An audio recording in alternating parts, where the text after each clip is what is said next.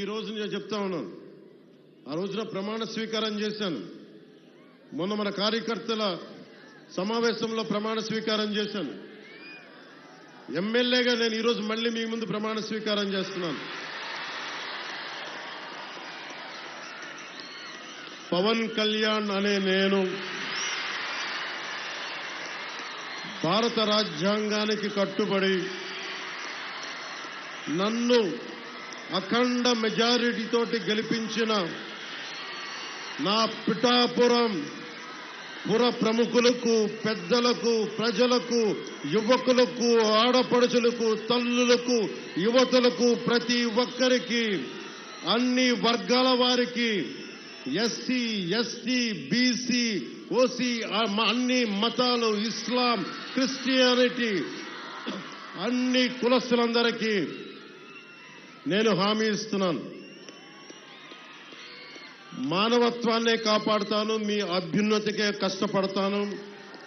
నేను లంచాలు తీసుకోను, నాకు అలాంటి అవసరం లేదు. మీ అభ్యున్నతికే నేను కష్టపడతాను.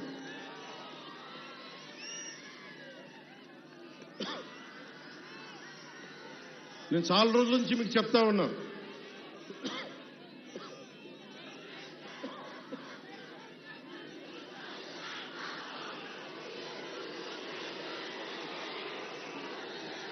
వైసీపీ గత ప్రభుత్వ నాయకులు చెప్పారు, పవన్ కళ్యాణ్ ఆంధ్రాలో ఉండడు, హైదరాబాద్లో ఉంటాడు, పిఠాపురంకి వస్తే పిఠాపురం వాస్తవ్యుడు కాదు, ఇక్కడ ఉండడు.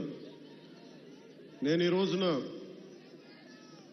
పిఠాపురం వాస్తవ్యుడిగా, సంపూర్ణ వాస్తవ్యుడిగా మారాను. ఎలా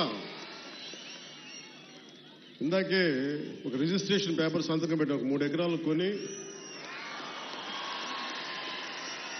ఇప్పుడే సంతకాలు పెట్టి వచ్చాను, రిజిస్ట్రేషన్ చేసి వచ్చాను. ఆ మాట చెప్పడానికి లేట్ అయింది రావడానికి. నాకు ఒక్కటే, నేను మీకు అండగా ఉండే వ్యక్తిని. నేను మీరు చూడండి, మీరు నాకు గుప్పిడంత గుండె బలం ఇస్తే నాకు, నేను హిమాలయ పర్వతాలంత బలంతో, తేజస్సుతోటి మన కూటమికే అండగా, విజయానికే మేమందరం అండగా పనిచేశాం. మీరు ఇచ్చిన స్ఫూర్తి. మీరు యువత ప్రతిసారి నలిగిపోతా ఉన్నారు. మన వెళ్తా అన్నా మాకు ఉద్యోగాలు లేవు, ఐటీ పరిశ్రమలు తీసుకురా అన్నా, మాకు పరిశ్రమలు తీసుకురా. ఇందాకెళ్తే దారి పొడవునా మాకు నీళ్లు రావట్లేదు.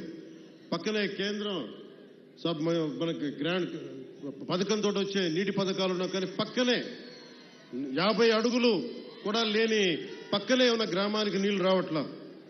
వీటి వెనక కావాల్సింది అధికార యంత్రాంగాన్ని కొంచెం ప్రేమగా మాట్లాడి బాధ్యత